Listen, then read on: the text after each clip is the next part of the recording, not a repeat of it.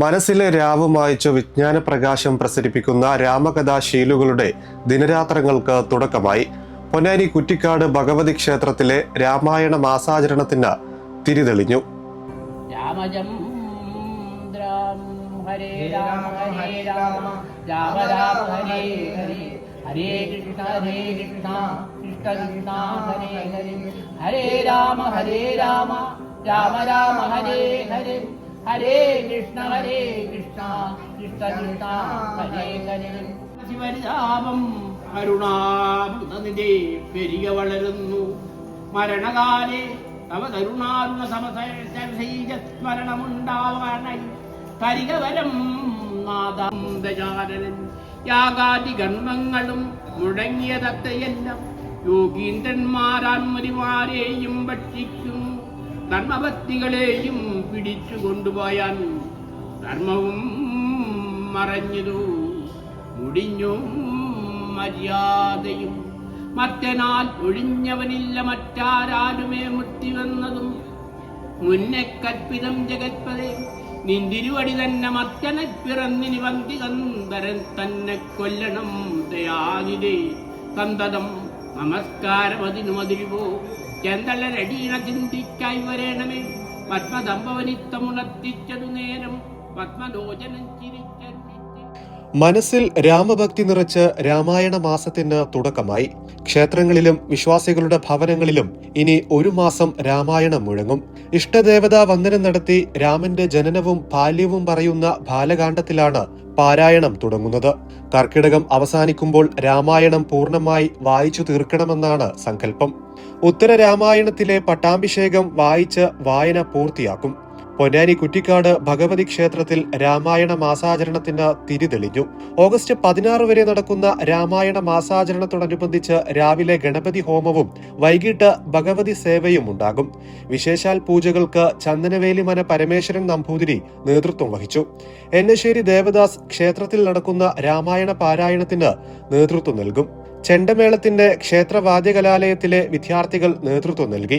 ക്ഷേത്ര പുനരുദ്ധാരണ പ്രവൃത്തി പുരോഗമിക്കുകയാണെന്നും ജനുവരി 19 തുടങ്ങി 7 ദിവസത്തെ വിവിധ പരിപാടികളോടെ 26 തീയതി പുനഃപ്രതിഷ്ഠാ കർമ്മം നടത്തുവാൻ തീരുമാനിച്ചതായും ഭക്തജനങ്ങളുടെ സഹായ സഹകരണം ഉണ്ടാകണമെന്നും കമ്മിറ്റി ഭാരവാഹികൾ അറിയിച്ചു. ഈ കുറ്റിക്കാട് ഭഗവതി ക്ഷേത്രത്തിൽ എല്ലാ വർഷവും രാമായണ മാസാചരണത്തിന്റെ ഭാഗമായി രാമായണ പാരായണവും അതോടനുബന്ധിച്ച് ഉള്ള മറ്റു പൂജകളും സ്ഥിരമായി നടത്തി വരാറുണ്ട്. ഈ വർഷവും വളരെ വിപുലമായ രീതിയിൽ തന്നെ രാമായണ മാസാചരണം കുറ്റിക്കാട് ഭഗവതി ക്ഷേത്രത്തിൽ നടത്തി വരികയാണ്. അതോടൊപ്പം തന്നെ കുറ്റിക്കാട് ഭഗവതി ക്ഷേത്രത്തിന്റെ പുനരുദ്ധാരണ പ്രവൃത്തി വളരെയധികം പുരോഗമിച്ചുകൊണ്ടിരിക്കുകയാണ്. ഏതാണ്ട് ജനുവരി 26 തീയതി പ്രതിഷ്ഠാകർമ്മം നടത്താനുള്ള ഒരു തീരുമാനത്തിൽ ക്ഷേത്ര പുനരുദ്ധാരണ കമ്മിറ്റി എത്തിയിട്ടുണ്ട്. ഇതിനോടനുബന്ധിച്ച് ഒരു 7 ദിവസത്തെ പരിപാടിയോടുകൂടിയാണ് പുനഃപ്രതിഷ്ഠാചരണം ഇവിടെ നടക്കുന്നത്.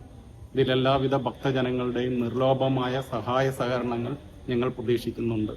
തുടർന്നും ഈ അമ്പലത്തിന്റെ നടത്തിപ്പിനാവശ്യമായ എല്ലാവിധ കാര്യങ്ങളിലും നിങ്ങളേവരുടെയും സഹകരണം ഈ അമ്പലത്തിലേക്കുണ്ടാവണമെന്ന് കുറ്റിക്കാട് ക്ഷേത്ര സഹകരണ കമ്മിറ്റിയുടെ ആഭിമുഖ്യത്തിൽ ഉണ്ടായിരിക്കുമെന്നും ഞാൻ ഇതോടൊപ്പം അറിയിക്കുകയാണ്. എല്ലാവരുടെയും നിർലോഭമായ സഹകരണം ഇതിൽ അഭ്യർത്ഥിക്കുന്നു. ഈ രാമായണം 365 ദിവസവും വായിക്കാൻ പറ്റുന്ന ഒരു കാവ്യമാണ്. എന്നാൽ കർക്കിടക മാസത്തിലാണ് കാര്യമായി അത് വായിക്കുന്നത്. കർക്കിടം എപ്പോഴും ദുർഘടമാണ്. ആ ദുർഘടം തീരാനും കൂടി വേണ്ടിയാണ് കർക്കിടക മാസത്തിൽ ഇത് വായിക്കുന്നത്. മറ്റൊന്ന്, രാമന്റെ ജനനവും കർക്കിടക മാസത്തിൽ. ഈ കാരണത്താലാണ് കർക്കിടക മാസത്തിൽ ഇത് കാര്യമായിട്ട് വായിക്കുന്നത്. വാൽമീകി 24,000 വരികളിലാണ് രാമന്റെ ആത്മകഥ എഴുതി തീർത്തിരിക്കുന്നത്. വ്യാസൻ എഴുതിയിട്ടുണ്ട്, വാൽമീകി എഴുതിയിട്ടുണ്ട്, പിന്നെ അനവധി ആൾക്കാരെ പരിവർത്തനം ചെയ്തിട്ടുണ്ട്. പക്ഷേ പണ്ടത്തെ കമ്പരാമായണം ഇന്നില്ല. പക്ഷെ അന്നൊക്കെ വെറും സംസ്കൃതമായിരുന്നു. ഇപ്പൊ മലയാളീകരിച്ച് നമുക്ക് ഇഷ്ടാനുസരണം വായിക്കാവുന്ന തരത്തിലാക്കി മാറ്റി. ഈ രാമായണത്തെ പറ്റി പറയുകയാണെങ്കിൽ അതിൽ നമുക്ക് അനവധി കാര്യങ്ങൾ പഠിക്കാനുണ്ട്. എന്തെല്ലാം ആണ് ഒരു പുത്രന്മാർ ഇന്നത്തെ ലോകത്ത് നമ്മുടെ മക്കൾ മാതാപിതാക്കളോട് എങ്ങനെയാണ് പെരുമാറുന്നത് എന്ന് നമുക്ക് പറയാതെ തന്നെ മനസ്സിലാക്കാം. എന്നാൽ ശ്രീരാമൻ സ്വന്തം തൻ്റെ പിതാവിനോടും മാതാവിനോടും സഹോദരന്മാരോടും ജനങ്ങളോടും അങ്ങനെയല്ല പെരുമാറിയിരുന്നു. പക്ഷെ അദ്ദേഹത്തിൻ്റെ അവതാരം എന്തിനായിരുന്നു? രാവണൻ എന്ന രാക്ഷസനെ വധിക്കാൻ വേണ്ടി മാത്രമായി. ആതുര സേവന രംഗത്ത് പൊന്നാനിയുടെ പോരായ്മയ്ക്ക് പരിഹാരം. Benzi polyclinic. Akbar group of ഇന്ത്യയുടെ പുതിയ സംരംഭം. 24 മണിക്കൂറും പ്രവർത്തിക്കുന്ന സുസജ്ജമായ അത്യാഹിത വിഭാഗം. ENT, നേത്രരോഗ വിദഗ്ധൻ, ഡെർമറ്റോളജിസ്റ്റ്, ജനറൽ ഫിസിഷ്യൻ, അസ്ഥിരോഗ വിദഗ്ധൻ, paediatrician, psychiatrist, family medicine doctor, psychologist തുടങ്ങിയ വിഭാഗങ്ങളിൽ വിദഗ്ധരായ ഡോക്ടർമാരുടെ സേവനം. 24 മണിക്കൂറും പ്രവർത്തിക്കുന്ന ഹോം കെയർ സർവീസുകൾ. ഏറ്റവും പുതിയ സാങ്കേതിക വിദ്യകളോടെയുള്ള TMT, എക്കോ, എക്സ്റേ വിഭാഗങ്ങൾ.